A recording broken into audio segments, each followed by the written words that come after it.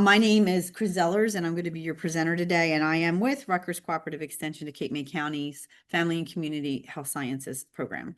All right, so just a little bit about Rutgers Cooperative Extension before we get started. Somebody asked when I came in today, you work for Rutgers, do you work at New Brunswick? Well, New Brunswick is our main campus, but I'm right here in Cape May County. I'm right on the back side of the zoo, front side of ACCC. We have great resources there, so I encourage you, if you're ever down that way, to stop by and check out some of the information we have. We also have information on our website that I already mentioned, and we have a YouTube page. So there's lots of ways to find information about our offerings and what Extension has for you here in New Jersey. But overall, we are structured by having a partnership between the Board of Chosen Freeholder commissioners they are now, and Rutgers, the State University of New Jersey. We also have a collaboration with the USDA's National Institute of Food and Agriculture, or NIFA. They are our funder.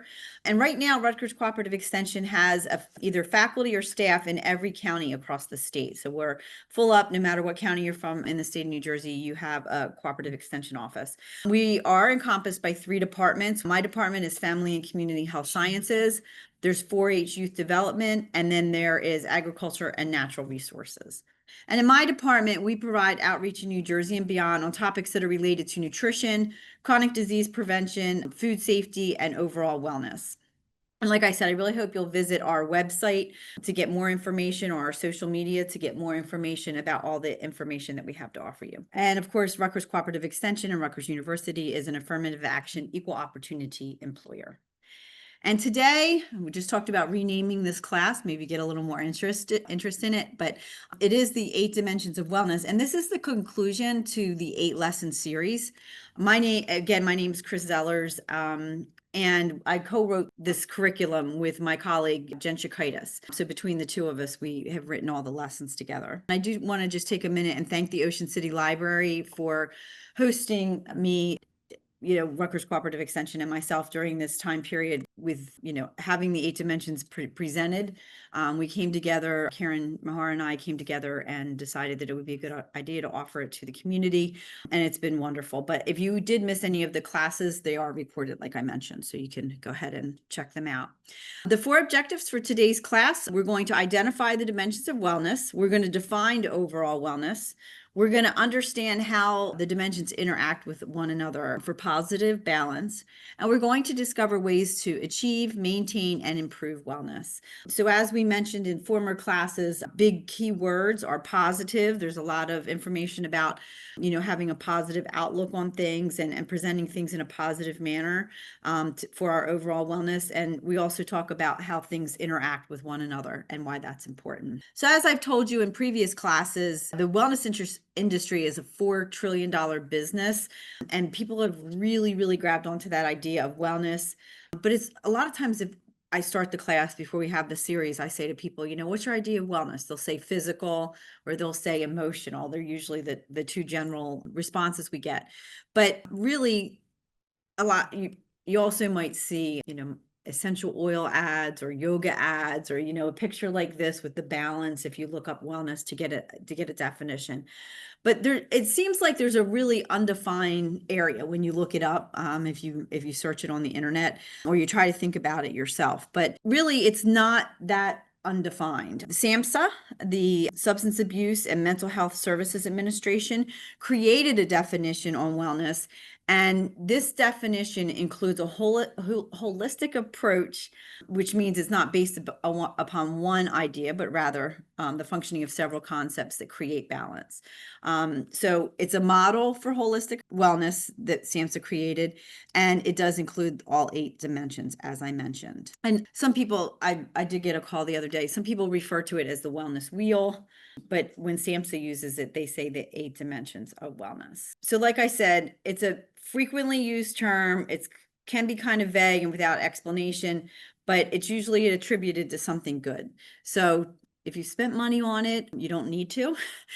You can really work on your own wellness, as I've said before in the other classes. It's important that you look at what you need and reevaluate it frequently to decide where you need to fill in the wellness, rather than spending money on something to get wellness.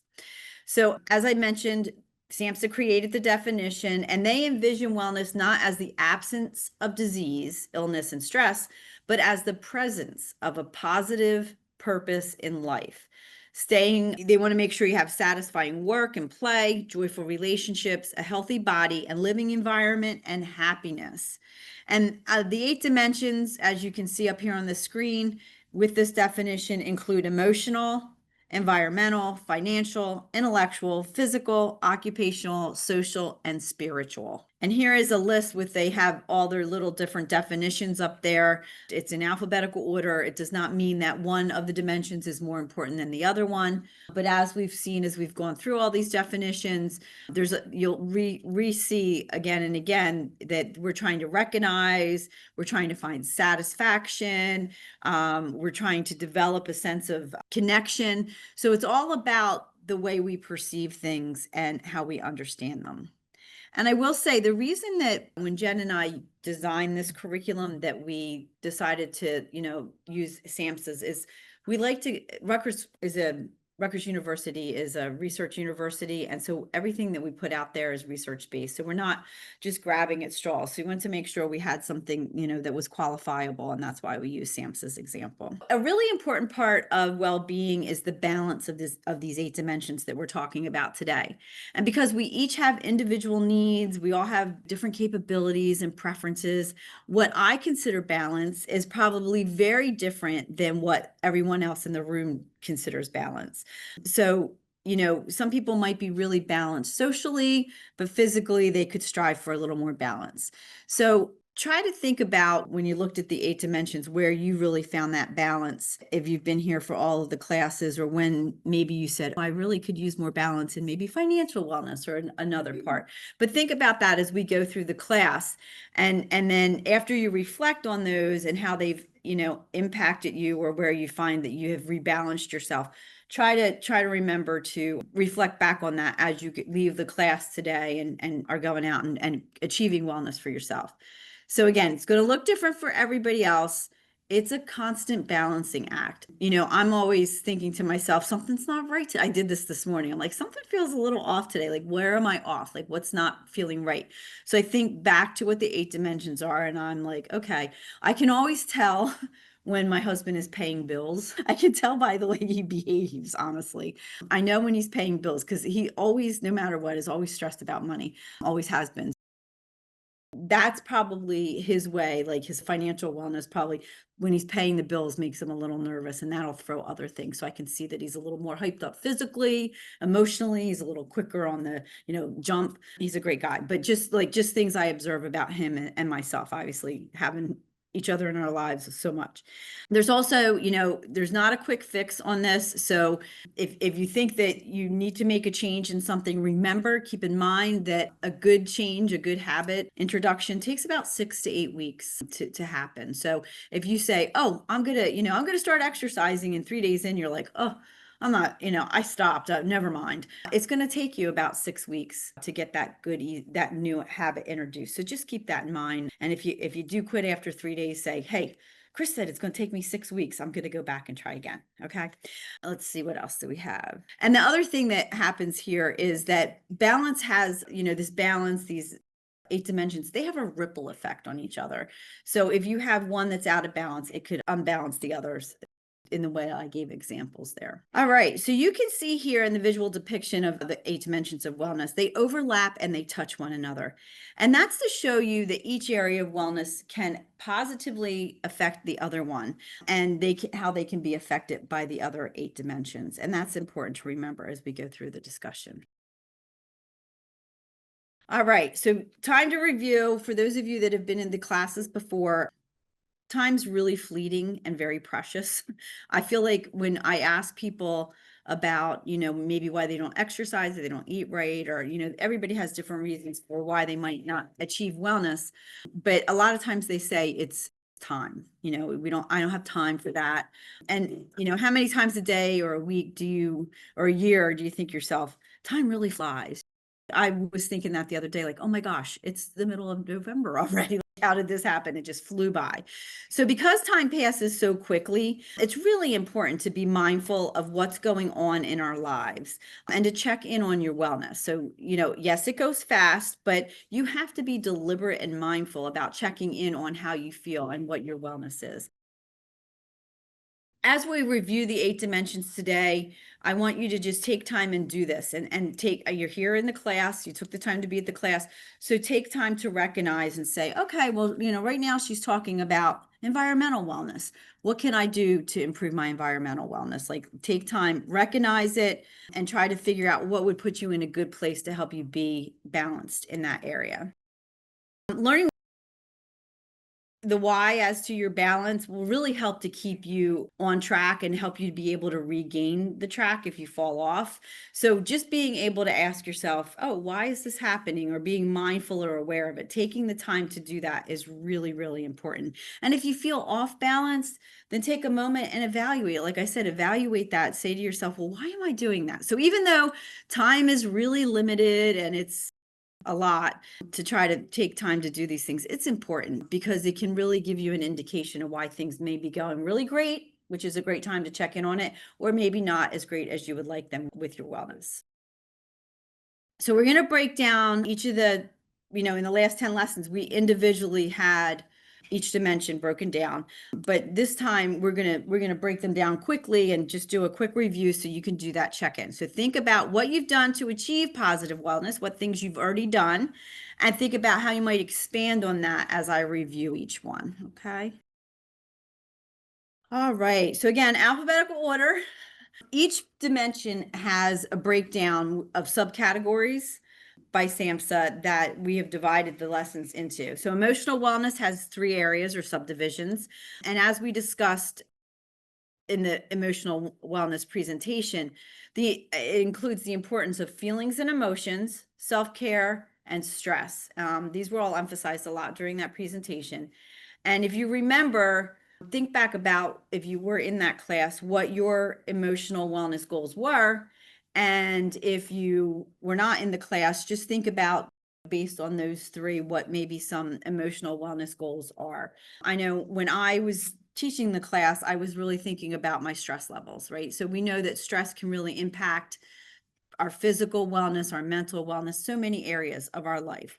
So when I was teaching that class, I made a mindful decision to say, okay, how am I going to better balance stress? So if it was something like that, then, think about what goals you set out. If you had specific goals and maybe they went to the wayside, as happens, which is fine, then maybe revisit those and check in on how you're feeling emotionally right now. So go back and visit those goals and maybe set some new ones if you've already gotten those accomplished and you're feeling great.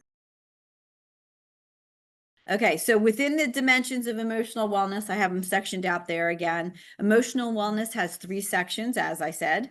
And to have balance in emotional wellness, you want to do things that improve your emotional and mental health. So in turn, you will positively, there's that word again, impact other dimensions of wellness in your life. To assist with your feelings and emotion, it's very important that you be non-judgmental. So that means, don't beat yourself up. Give yourself a break. Like I said, we all set goals, we all try to do things, and we get thrown curveballs in the world. So, if you got thrown a curveball on one of your goals or something happened in life, then be non-judgmental about it and just circle back on that. It's important to find safe relationships where you can express your feelings and be heard. And when faced with challenges, recognize that these are not challenges, but rather opportunities for growth. I always used to tell my kids, they come home from school, oh, this happened today. They'd be down on it. I'm like, well, what did we learn from it? Right. So that's an opportunity for growth. Check in with yourself and say, this was a mistake. Mistakes happen. What did we learn from it? Okay. And sometimes, again, with your emotional wellness, I just, again, had this conversation the other day. Sometimes we automatically, like something comes up, like say a stressor at work. I don't know, like, oh my gosh, there's this deadline. I got to get this in and nobody's helping me or something like that. Maybe that stressor, when it reoccurs, you're going to automatically default to that stress level when you don't need to. It'd be better to go backwards and say, okay, when this stressor happened last time, how did I handle it? And how did it turn out? And look at it and try to evaluate how maybe you could learn from that and say, okay, it really ended up not being as stressful as I thought it was, or it was really stressful. And if I handled it this way, it probably would have been less stressful. So take those opportunities for growth and learning so that you can understand how to move forward and be emotionally well. It's also important to know your limitations and learn from your mistakes. Guess what? Everybody makes mistakes. Every situation can be a learning experience, even the mistakes. So try to improve the outcomes for next time. And then finally, make sure to take responsibility for your actions so that you hold yourself accountable and you gain respect from others. My husband and I are watching this TV show right now, and I said, the one character, I said, she's never to blame for anything. Like, she actually is the purpose of all this drama around what we're watching. But it's always never her. And I'm like, that's not a good way to live, because she's losing everyone's respect, this character. So I think it's important that you say, okay, wow, I'm really sorry. And that'll be, a lot of people will respect that and appreciate the fact that you can own up to mistakes and things that you might not be so proud of. And then self-care. I feel like self-care is so important, but it's really, really hard to achieve. So hopefully, as you do prioritize your wellness, you take the time that you need for self-care. You can do this by participating and supportive social interaction, like being in a class like this today, or maybe even just finding another social interaction that can keep your emotions well. It can also be difficult to ask for help when we need it. I always say to other people, and I'm not good at it, when you're on the air, you get on an airplane and they do that little talk about, here's the vest and but what do they say about the masks when you have a small child in your lap? Put it on you first. Put it on you first, right? So, and why do they tell you to put the mask on you first? Good to anyone dead. Exactly. I like that. Yes. I wasn't going to go quite that far, but right. You're no good to anyone if you can't function. So your child is in more jeopardy if you're not functioning. So I always, try to remind people and myself of that. We need to put our oxygen masks on first. We need to provide ourselves with self-care first so that we can care for the others in our lives. So if you're a caregiver, that is very important to do. It's easier said than done. I'm not disqualifying that, but it is really important for you to do. You also want to try to find things where you can find calm in every day. So meditating is one that is often used, but it could include exercising in nature. So just going outside. I said to my husband today, I know we're going to have a couple cloudy days coming up here, and we were on the boardwalk this morning exercising, and I said, wow, that sunshine felt so good. It was so nice to just see the sun and have a little bit of sun on our face. But I think that when you're outside in nature and you can recognize the benefit of that, it really pays off. So even if you're not exercising, try to get outside, appreciate things that you enjoy and that bring you that calm. Even taking a 10-minute, a work break, or even if you're working, you were talking about cleaning earlier, right? Anyway, when I'm cleaning, I'm like, I hate this and I just want to get it done. So I just labor through getting it done. But I think that if you take that 10-minute break, it's really going to support your emotional wellness. It would probably make me a lot less stressed if I did that instead of trying to labor through. But take those needed breaks. They're really going to help your mind and your body be more in tune with itself. They're going to help your mind and body relax a little bit. And it's an important part of your own self-care. Let's see. Creating a daily routine is also really important to your emotional wellness. This gives you control and it supports your well-being in the emotional area. If you have important things that happen in your life, as we all do, then plan for those obligations by making time in your schedule, right? So if you're running late, what happens? You're stressed, you're driving, all kinds of things. So allow a little extra time so that you have built-in time to reduce stress in your schedule. I know, again, time is really valuable. It's very, very difficult to do this, but it'll pay off in the long run for your emotional well-being if you can do that. And it can also help you if you eat your meals and do other things, including exercise, without distractions. So things that you're being intentional about. So you're exercising, you're meditating, you're eating. Try to do those things, or even having conversations with people. Try to do those things without this around. Try to be in the moment, try to be present.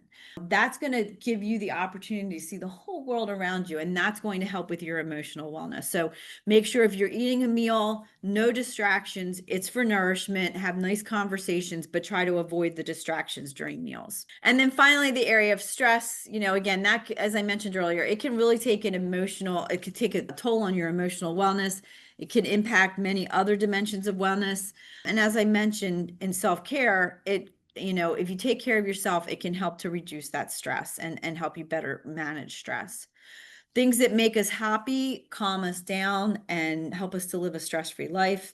So examine what you're doing in your life and do them regularly. If they're positive, laughing with friends. I run a grandparents raising grandchildren program in the county. And one of the speakers we had come in one time that everybody still talks about was a colleague of mine. And she did a laughter for stress reduction class where we literally just laughed, like practice laughing in the class, which sounds nuts, right? But they walked out and they were also excited. So a lot of times you don't realize how good it makes you feel to laugh and how good it makes you to feel to hear other people laugh, right? That makes you happy too. So, try to find ways to interact with your friends, relieve stress by maybe laughing or just having a supportive conversation. Make it a point to call people or see people that you like to engage with if you don't see them regularly, if they're at a distance, to have that interaction. So that helps to reduce some stress. Recognize also what triggers your stress and find ways to manage that. I talked a little bit about that earlier about trying to find a way, if something happened that's stressful, how can I better cope with that? But try to find ways that get rid of the stress instead of increase the stress, and how you can counterbalance that to make sure that it all evens out and you know what your triggers are before they happen. Because if you're aware of them, like, oh my gosh, the last time this happened, I got really stressed out. How can I better deal with that? In both self-care and feelings and emotions, we talked about recognizing feelings, and this can really help reduce our stress too. So you want to be mindful of your feelings. Feelings happen. So you want to recognize the positive ones. And if there's something that's negative, then try to find a way to let go of that. If you're holding on to that emotional stress and you're revisiting it over and over and over again, it's just going to wear you down. And we know there's been a lot of studies that have been done that, the positiveness in our brain waves, if we continue to fill it with positive, then it is positive. But if our brain waves start getting negative all the time and we see that the glass half empty instead of half full, then our brain automatically defaults to that. So we want to make sure that we find ways to be positive. And if you can't, if you're really stuck on something's really wearing you down, then it's probably time to seek professional assistance. If you can't talk it out and you can't move beyond something, then it's great to go talk to somebody. Talk therapy helps so much. And I say this in all the classes when I talk about therapy, is that if you broke your arm, you wouldn't walk around with a broken arm. So if you're not feeling well emotionally or mentally, then it's really time to see a doctor, just like you would for a broken arm or a chronic disease. So it's important. I know there can be stigmatisms around it, but you'll feel better. And interestingly enough, I was just at a conference and I sat in on a colleague's presentation of some research he's been doing. We're both working on farm and fisher stress in the industry. It's a very high rate of suicide completion, very high rate of stress, because there's a lot of ambiguous loss associated with the profession. So a lot of my colleagues and I across the nation are working in this space.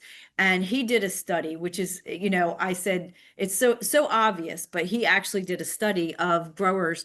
And what he found out was those that had a lot of emotional and mental health issues identified by themselves, self-identified, if they sought help, guess what? They felt better. If they didn't seek help, guess what? They didn't. So it makes perfect sense, but he actually has the data from self-reported from these folks that say, like, yeah, I actually felt better because I went for the help. So hopefully that'll encourage anyone that might feel like they are not sure about it. Try it out, see how it is. Okay. Let's move on to environmental wellness. So go ahead. Sure. I noticed going to doctor's appointments now, it seems like depression is one of the standard questions anymore. Like, is there a rise in depression and the fact that New Jersey's more crowded or something? Like, why is that? So I'm going to repeat your question so the folks on Zoom can hear. So the question was, they noticed at the doctor's office that they're being asked about depression and how they're feeling emotionally. So one of the things that's happened, I don't know the answer to that about the statistics of the rise. I know since COVID, there has been evidence that there has been a lot of people are feeling not as emotionally well as they had before. But I know from having worked in a different space than this before this job, that sometimes in the doctor's office, when they identify some critical areas, they'll add it to the universal health questions sheets. So they'll put them on there. Like, I know we fought really hard. I was working in the prevention space. So we would ask people about, there was like a line of questions. We encouraged the hospitals and the healthcare systems, like, are you a smoker? How long have you been a smoker? Would you like to quit? Like, so those questions. And then also about getting lung screening. So the prompts happen out of the result of, a need. So possibly yes, but I don't know what the statistics are in New Jersey. But that's why they're asking. And it is important. A lot of times, like I said, people don't feel comfortable having conversations about mental health and emotional health, and they're not quite sure where to steer people for help. If you're ever looking for assistance in that area, and I think I included that in the emotional wellness, if you feel like you do need assistance for emotional or mental wellness, you can call 211. The primary care physician is a great place to ask for a reference. Talk to a trusted friend or colleague that might be seeking help. Like, well, who do you talk to? Like, how comfortable are you with them? So you can have a comfort level. So that's just, a little bit of what we included in that emotional wellness, just in case. So. But if you say yes occasionally, which everybody has Right. days fancy, but you feel like if you say yes, even if you mean occasionally, they're gonna hit you with a bunch of medications to try out and sign you up for, and it just seems like it's gonna. Right. Okay. So let me repeat the statement again. So the concern is that if you say yes frequently or often, or if you say yes at all, you might, or occasionally, you might end up getting a lot of medications recommended or different things. So what I would suggest in that case, I think it's really important to be honest with your healthcare provider and let them know the way you're feeling, because they're there to treat you and help you. But if you're afraid of that situation where you medication or too much information, go a little deeper with them and explain it to them. Like, well, yeah, sometimes, like for me, the sun's not out in November. So yeah, I'm like feeling like a little, but so be honest with them, explain it to them. And, when you are, one of the things we talk about in physical wellness is that we want to make sure that we have a general practitioner that we see regularly, so they know us, we know them, and we can have those discussions openly with them, so that because it is your care, so you want to have that open discussion with your physicians. Squeeze it into the 15 minutes. Oh, I know, the 15 minutes that you have there, right? So true. All right. So the next area again is environmental wellness. And this includes the three areas are green living, a change of scenery, and then home and work environment. And being in a clean and refreshing environment can promote environmental wellness and include many other dimensions too. So I always joke with my husband, because I've said this, I think, in this class before, he used to save every receipt from every credit card we ever got. And he had little files for them. He still saves them, but he's better about it now. And I used to say to him, I cannot take those receipts. Like, that was infringing on my environmental wellness. So and I've had, people that have come to that in the environmental wellness class, and like, how do you tell a spouse or blah, blah, blah. Well, you have to work that out with them, because sometimes when you're living with other people, their environmental wellness is not the same as yours, and it can infringe. But I mention that because you can see a lot of this, the change of scenery and home and work environment, they can overlap, and they're an important part of wellness.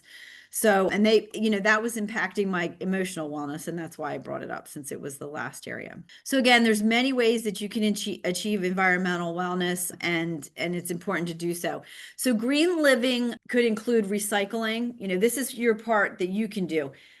Being that the environment is such a big scoping area, right? The whole world. It's hard for us to have a large impact ourselves, but we can do our little part. And I think the green living area really encompasses that little part, which, is recycling, limiting how much power we use and water we use, maybe taking public transportation or ride sharing if you're in a community that you can do that. And also checking your car's emissions all the time, like having regular checkups for your car, just like you would yourself. There are actions that can improve our environmental wellness. And then honing in a little bit more for our personal environmental wellness closer to home. Make a change of scenery when you need to. So I mentioned already enjoying the outdoors, spending time outside in new places. There's a lot of research out there now showing that the benefits of spending time in nature are really helpful to our overall wellness. And this includes physical wellness, emotional wellness, and environmental wellness. So just think about where you might be able to add a bike ride in or a walk rather than, driving or something like that. If you live in walkable communities are very popular right now, but if you're in a walkable community, if you could maybe do that, that would add a little bit of environmental wellness into your day, and also help your emotional and your physical wellness. Also, organized home and work environment also helps you to have environmental wellness. Do things like decluttering your space at work and home, organize it, try to take little pieces. I always say that in these classes, little bits at a time. And if you're overwhelmed, breaking it down into those little pieces is probably going to be really helpful for you. I'm on a quest for the garage this winter because I'm like, we're going to clean that garage. I don't quite know where to start because we have inherited stuff coming to us, but it's important to take a look at that and try to figure it out. Did I not? Sorry, I think I skipped one. Oh no, I'm good. Okay. Yeah, so it's important to declutter those areas. And like I said, that clutter can really impact your emotional wellness because when I do the environmental wellness class, if I'm in my office, I look behind me on the camera and I move everything over here. Truth be told, my office is pretty good because I just can't take the clutter, but that clutter can really impact your mind and it can impact, your ability to find things, and that creates stress. So there's many levels of it. So consider trying to take some time, make a goal maybe to, all right, I'm going to clean this space first and that space. I know my middle son, when he was younger, if the playroom was really messed up, he could not clean it up. So I'd say to him, all right, get all the yellow Legos. And he would go get all the yellow Legos. And he could do it that way. But a lot of people, their brains don't work in different, everybody's brain works different. Just like I said, all our goals are going to be different. So you want to try to break it into a way that your mind can see it and be organized to work through it. And if you need to, ask for help. I keep saying that, but it's always good. Our friends and family like to help. So don't hesitate to ask people for help. So our last class that we did here at the library was financial wellness, and there's 4 areas to this as well. So we have work, checking and or savings account, debit and retirement, and other accounts. And it's really important. One of the things we really emphasized in that class was to have a plan for financial wellness. Just like the other dimensions, you're going to probably need to revisit it because guess what? Your financial wellness is going to change from time to time. So it's really, really important, or what your goals are going to change from time to time. So it's important to, just like the other dimensions, to revisit this one as well. When we talked about financial wellness, the key themes were getting educated about finances, having a plan to save and pay down debt, and seeking assistance that was reliable as needed for saving and reducing our debt. And so for those of you that were in the audience last time, have any of you had any success in looking over that and thinking about it? If you're on the call, you can put it in there too. And if you haven't had success, or maybe you set a goal and you didn't really do anything with it, then take a minute to realign that and add another goal if you met it, or kind of spruce up the one that you started. The list of things here for financial help or wellness have some reoccurring themes that are reminding us that financial wellness really, it takes tools, it takes planning, and it takes education. So use the tools to make yourself successful. Take classes to improve skills if you need to. Keep your resume up to date in case your financial wellness depends on your job change, or in the event of a great opportunity that arises, then you'll have your resume like ready to hand over to that person. Be aware of conflicts with benefits if you're on disability or Social Security, because sometimes that can happen. I know, there's different levels of entry with Social Security, so you might want to examine that and maybe delay the benefits if that's a benefit to your financial situation if you're still working. So it's important that you check all that out. Be aware of various types of accounts and what benefits they offer so that you can maximize your saving and your spending power. So checkings and savings accounts, look what one benefits you the most so that you're able to, maximize those. You also want to look for tools to keep you on track so that you're up to date with your financial status, and examining safe savings options so that you're able, again, to maximize your potential and pay down debts. There's a lot of free, credible, make sure they're free, credible websites out there. I have one down here in the corner here. That's from Utah State University Extension. A lot of the cooperative extension services throughout the nation have reliable financial information. So if you Google cooperative extension financial, they'll come up with a lot of information. Here in New Jersey, unfortunately, she's retired now, but she still pops up from time to time. Barbara O'Neill was a great financial person that we had in our department for Rutgers Cooperative Extension. And at the financial wellness presentation, I'm sorry, I'm getting dry. The financial wellness presentation, I gave out a lot of her fact sheets and information because she offers a lot of information. But those credible sources, make sure that they're like a .org or a .edu, something that you know is credible, and seek out help that way. It's important too to talk to your bank about what your goals are and what your needs are, and then see how they can assist you, to meet those goals. And if they don't have it, try to find one that does.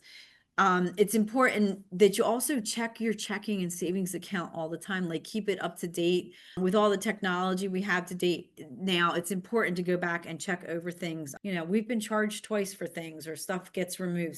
So be on top of that. Make sure to plan for the present, plan for the future, and be sure to create a plan for what you would like to do so you can make that happen. It's never too early or too late to start planning for your future. So especially when it comes to financial wellness. So if you're thinking like, hey, I'd really like to travel when I'm at this age, then lay out a plan so that you can do that. If you're at retirement age already, check with Social Security, like I said, to see what plan is best for you. It might be better to wait a little bit. And then it's also really important to look at the taxation laws with Social Security and with disability and overall to see how you'll be taxed on different things. All right, intellectual wellness. So intellectual wellness has 4 areas as well, and they include personal interest, education, brain exercise, and conversation. Being intellectually well may look different for everybody. We all have different interests, but it's important to make sure that you're keeping up with your intellectual wellness.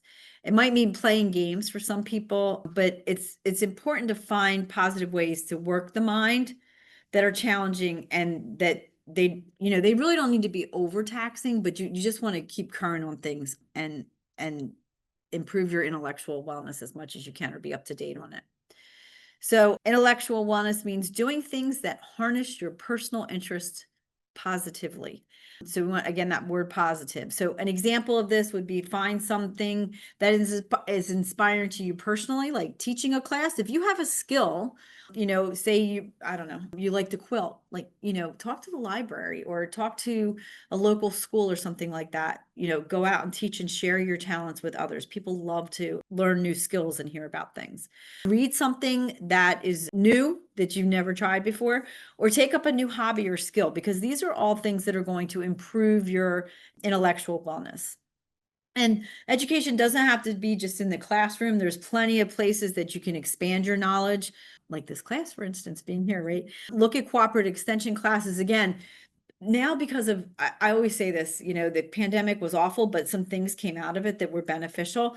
So one of the things that came out of the pandemic for our department is that one of my colleagues had the insight to say, okay, we were supposed to be closed for 2 weeks and it's been 5. So we need to figure a way to reach our audience. So she came up with the idea for Wellness Wednesdays with FCHS.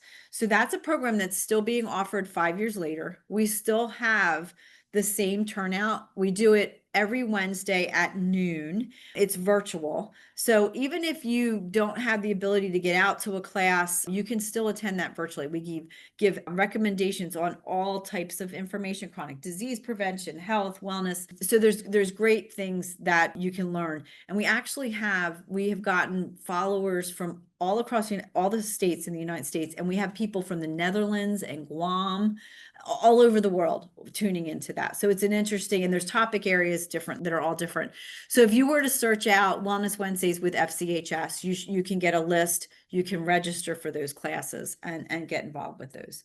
And you can watch at your leisure. And we also record them. So if there's a topic area, you're like, oh, I want to learn more about that, you can look at that class. So that's something positive that came out of the pandemic, is that we do have the ability to stretch our reach further. And there's a lot of other cooperative extensions across the nation. There's a land grant university like Rutgers in every state. So all across the nation, there's great classes being offered you can check out. And then doing that and going to the local library like y'all are here today, they're really ways to like hone in on that continued learning, because if we keep learning, we're going to keep inspiring our intellectual wellness. You also want to do things that are going to challenge your mind and exercise your brain a little bit. This helps us to stay sharp. It's going to help to prevent memory loss and signs of dementia. So things like borrowing a book from the library or reading a book, play memory games, and keep up on current affairs. And this all helps to engage your mind. I know when my kids were little, we used to play that memory game where you flip the cards over. They always beat me. Like I wasn't trying to let them win, but they always have not, just was not my thing, right? So, but those little games like that, I encourage you to play them with friends, or, chess or checkers, things like that. They can really help to inspire your mind. Be cognizant of what you're playing on your phone. I'll give that little asterisk caution there, because if it's just like a repetitive thing and your brain is not really doing much, it's not doing much for your brain, and say, okay, maybe I'd try something else. And then if you recall, through the various dimensions of wellness, there was a good deal of reference to how the dimensions interrelate with one another and support one another.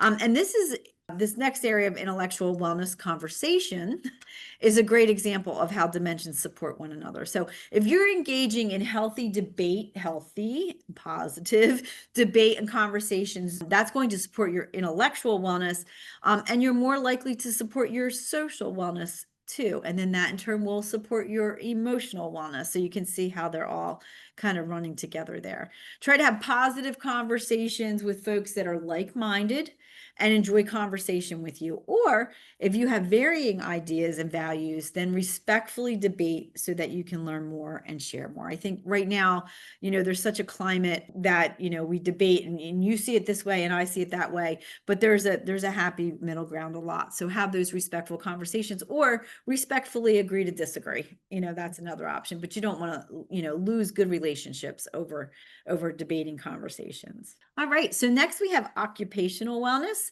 and those three areas are work relationships, balance, and accomplishment.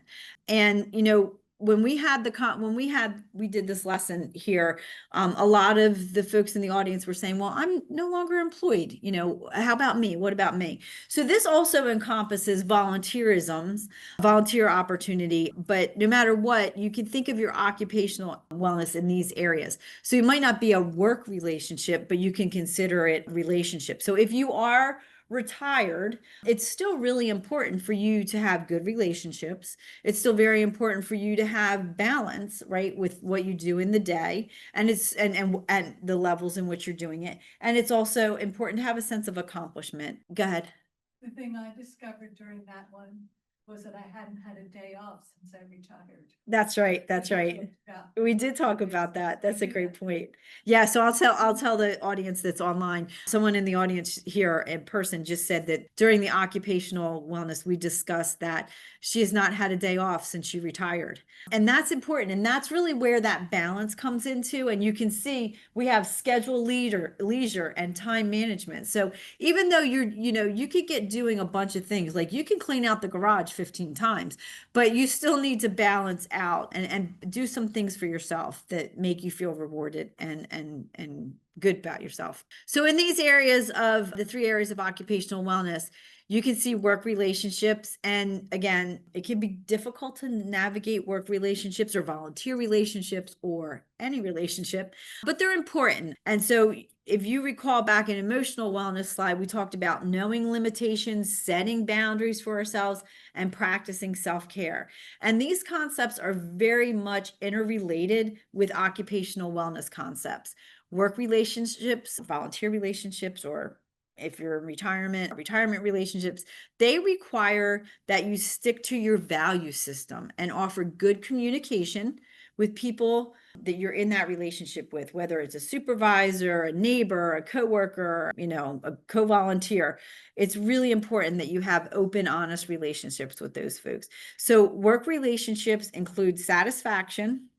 Do what you love and love what you do. I told my boys when they went to college, like, I don't care what you do, like what you major in college, but make sure it's something that you want to get up to go to work to every day. Because I love to go to my job. I love getting up every day. I mean, sure, there's days where I go, ugh, I wish I had a day off today, but I love what I do. And I think that that's so important to making you feel fulfilled and balanced. So no matter what you're doing, make sure it's something that you enjoy. And it also means finding satisfaction in your work relationships, just like we do our personal relationships.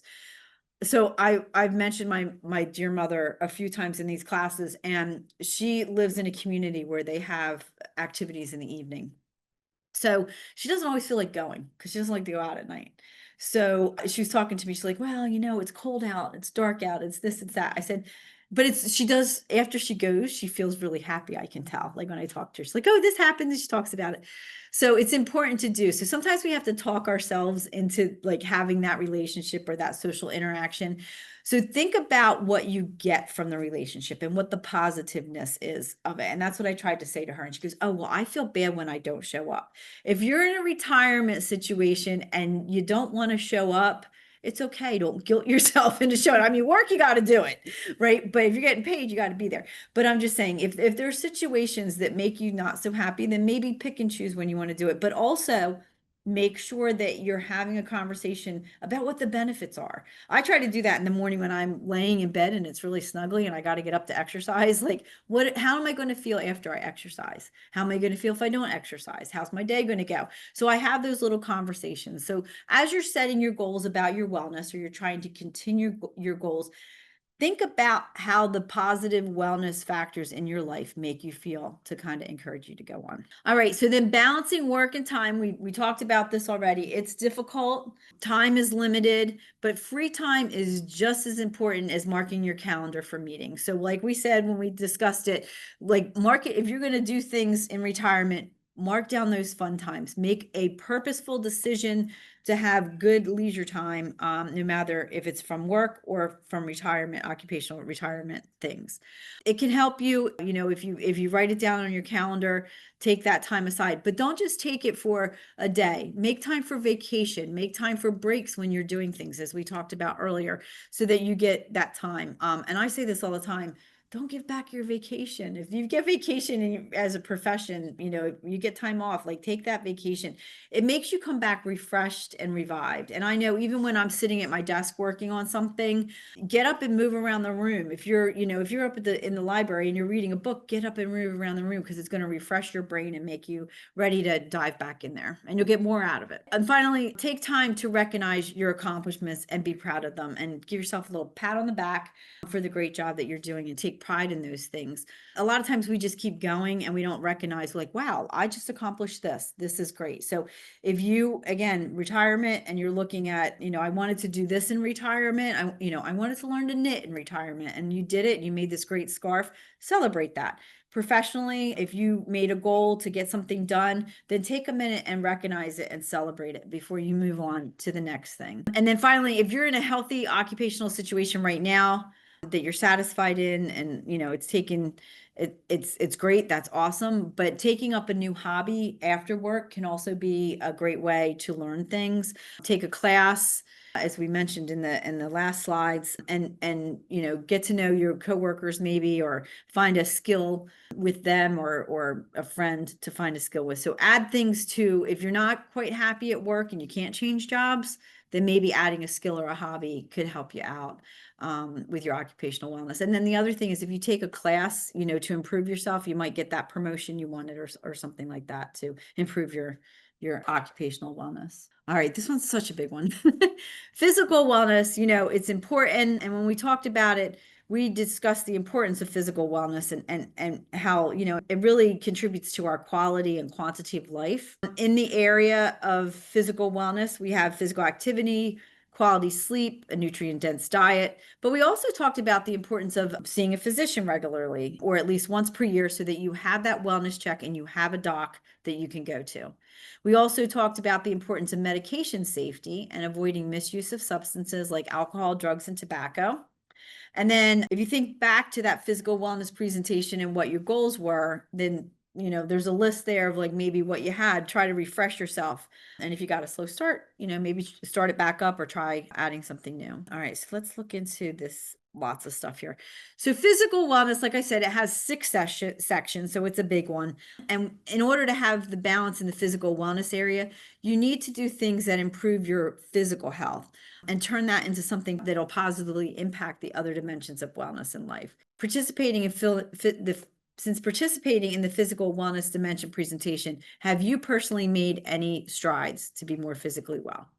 So if anybody got anything done, I set one when we did the physical wellness to try to be more physically active. I usually regularly exercise, but I was falling off the bandwagon, so I've been able to do that. So just if you have set one and you want to share, that's fine. But if not, just think about what you could do in these physical areas.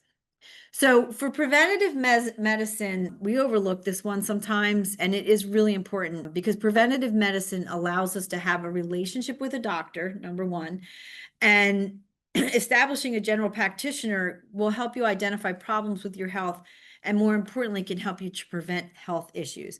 A lot of times people don't go to the doctor because they're afraid of what they're going to hear.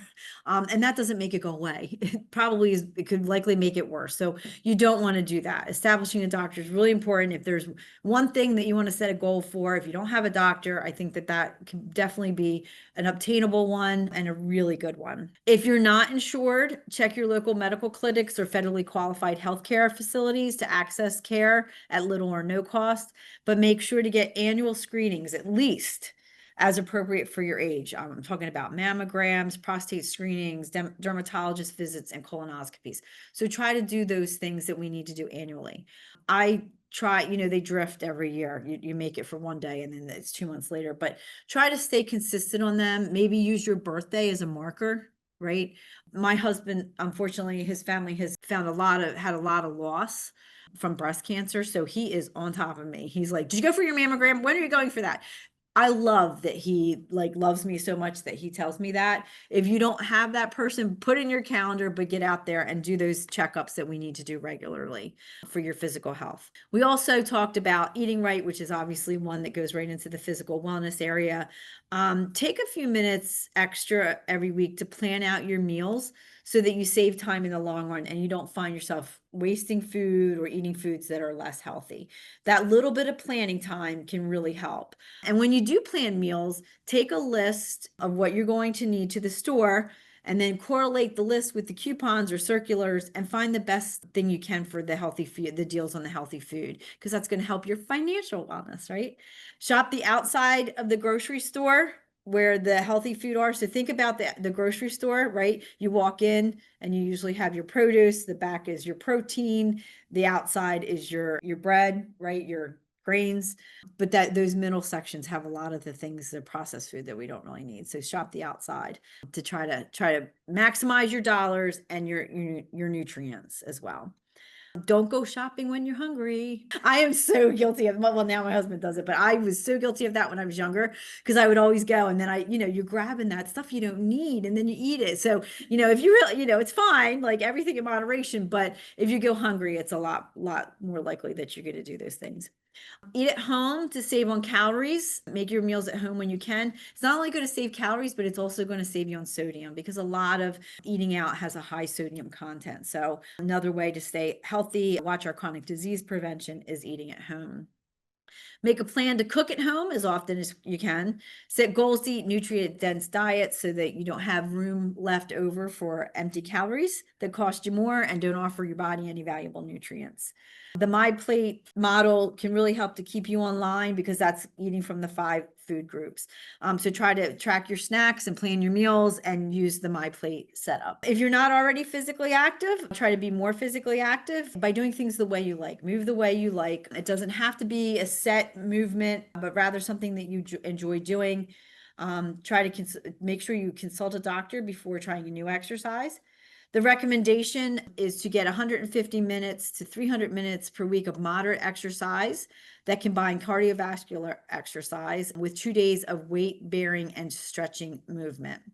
So you want to do 2 days that are weight bearing, and then you want to do that 150 to 300 of moderate exercise, cardiovascular exercise a week. And the reason that they say a week is so that we can break it down into when it's convenient, right? So if you have something, you're booked all day on Tuesday, then, you have the other 6 days of the week to get that 150 minimum in. Really look at what you're doing for exercise and build on that to make it regular exercise. Again, do what you love. Avoid those excuses. It's too hot, it's too cold, it's too sunny, it's too rainy, whatever it is. Avoid those excuses to make it easier to get moving. Set yourself up for success. Get your clothes out in the morning, or take your clothes with you to work, or whatever you have to do to get, there to exercise. But make a goal, even a goal that you can make is sit less. So even if that means getting up every hour and moving around, that'll be a great start. Quality sleep. I have a whole lesson that I do on sleep. We have a fact sheet on sleep that I wrote, and quality sleep is going to help us on several levels, because think about how horrible you feel when you don't get a good night's sleep. So getting a quality night's sleep can help us to eat better, because we won't crave sugary foods as much. And it also supports a better exercise routine. So when we don't get quality sleep, like think about, for me, it's 3 o'clock in the afternoon and I'm tired and I'm dozing off and I'm craving sugar. It's because I didn't get a good night's sleep. So there's a lot of within the dimension of physical wellness, there's a lot of interactions that overlap there. To get a better night's sleep, go to bed at the same time every night and get up at the same time every day. Be active, because that's going to help you to sleep better. It's going to be better quality and quantity of sleep. And it's going to help you to want to move even more and sleep less. Cut the caffeine out, even if you fall asleep easily. If you feel tired when you wake up, or tired and you wake up in the night, it could be from caffeine consumption. So I was out at something and somebody was drinking a cup of coffee in the evening and they're telling me how they can't sleep. And I'm like, well, probably why? Oh no, I go right to sleep. I'm like, okay, but I wake up. I'm like, yeah, because the caffeine's waking you up. So you might go out, but you might also wake up. So just take a look at your caffeine consumption and cut it back. Look at when you drink it, or cut it out. Take time to meditate or take a break during the day to just relax. That's really going to help your body, train your body to be able to settle down at night when it's time for sleep.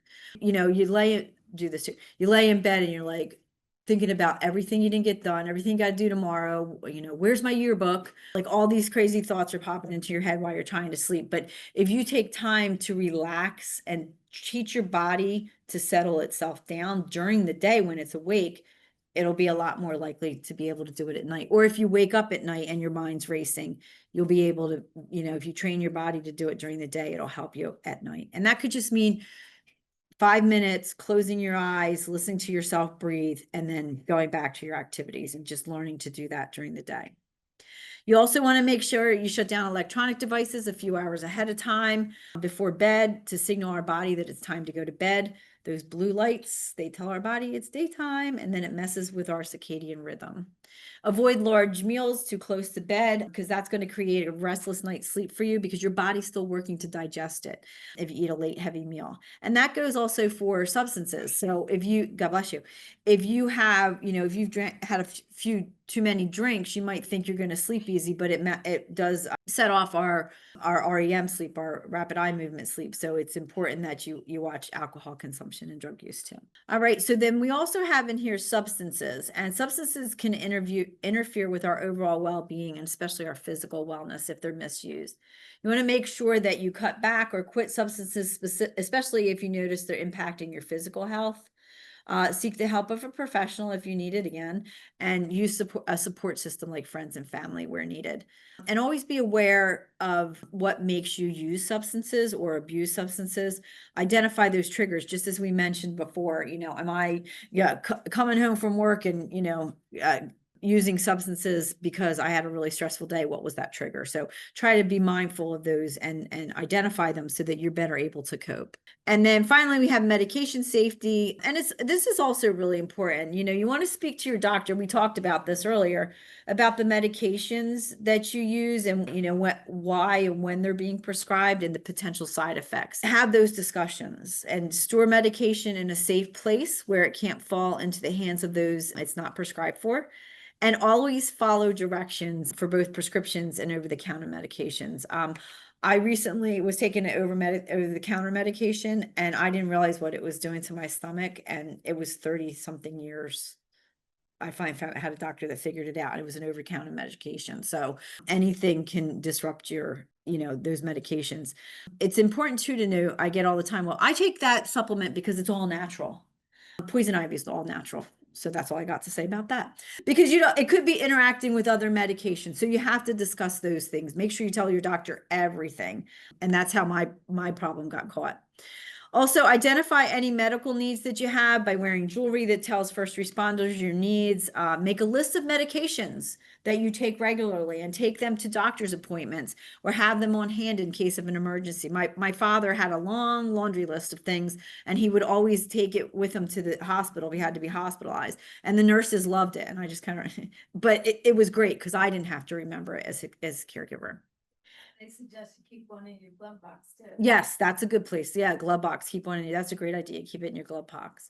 So just remember to check out all 6 areas of physical wellness as you're going through it. It's a lot. Like I get that one piece is a lot. But break it down again into smaller pieces so that you're feeling well, and make goals in small areas. And then social wellness, again, like the other dimensions, we got 3: community, new people, and social time. And I think we all can agree that we realized just how important social wellness is about 5 years ago, this time 5 years ago. So it's important to have community for social wellness, and that includes support groups and connections with family and friends. Connections that are positive and fulfilling are really key to our social wellness.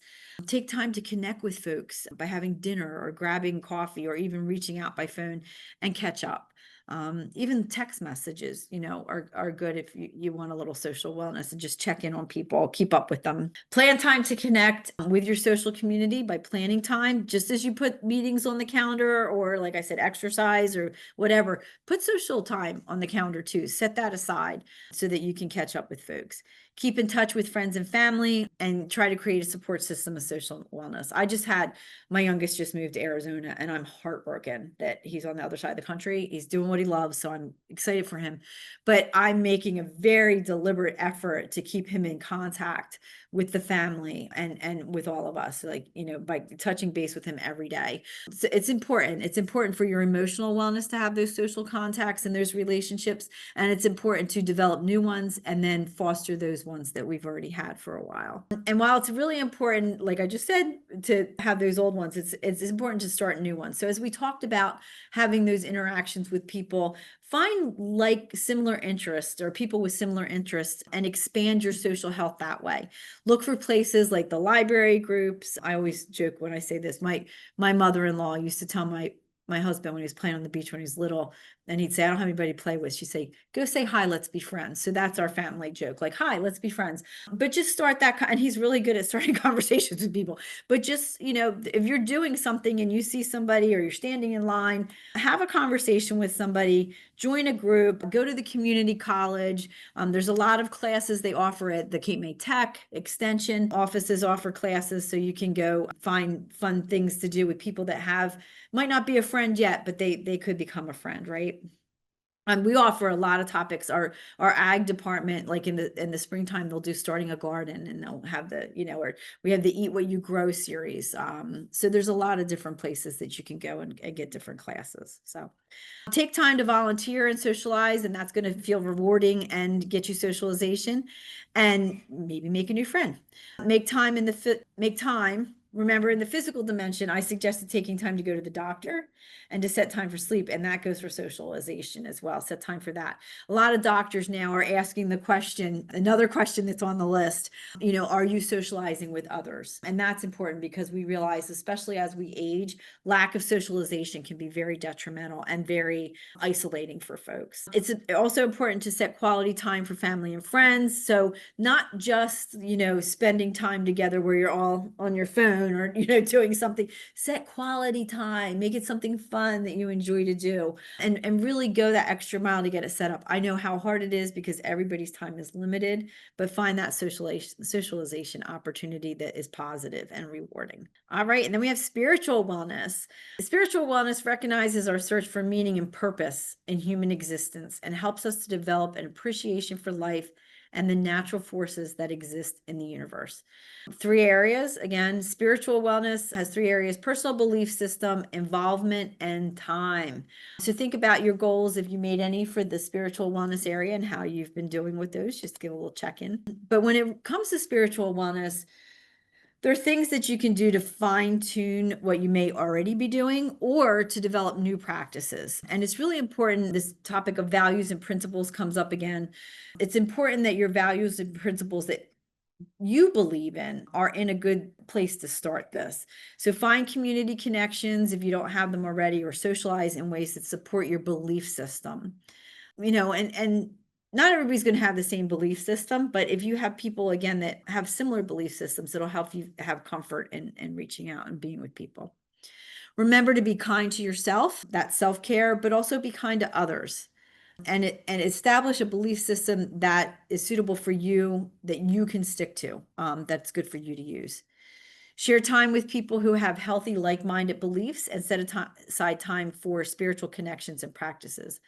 Get involved in the community that shares your belief system. So no matter what that is, so for instance, if you're interested in helping people find access to healthy food, then volunteer at a food pantry. That might be really rewarding for you and a time to socialize, as well as finding like-minded people. And that could be really beneficial to your belief system and help you spiritually. Also, if you take time for things that bring you calm and allow you to reflect on your beliefs, and always take a positive attitude. Again, approach things with that glass is half full, not empty.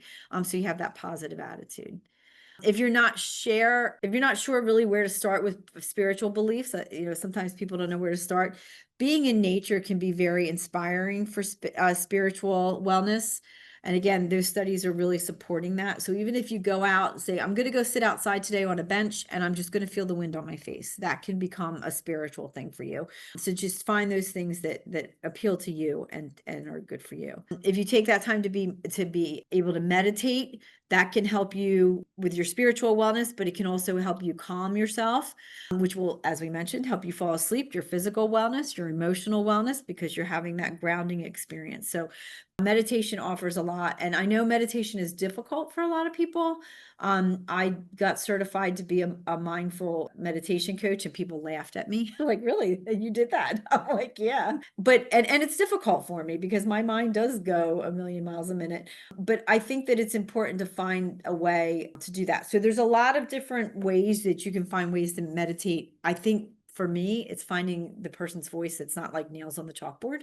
So I have some that I can share with you if you're interested, but there's a lot of resources out there. And there are extensions that also, I know Maryland, I think, has some things, University of California. There's a lot of different places that have the meditation to kind of guide you through it and help you.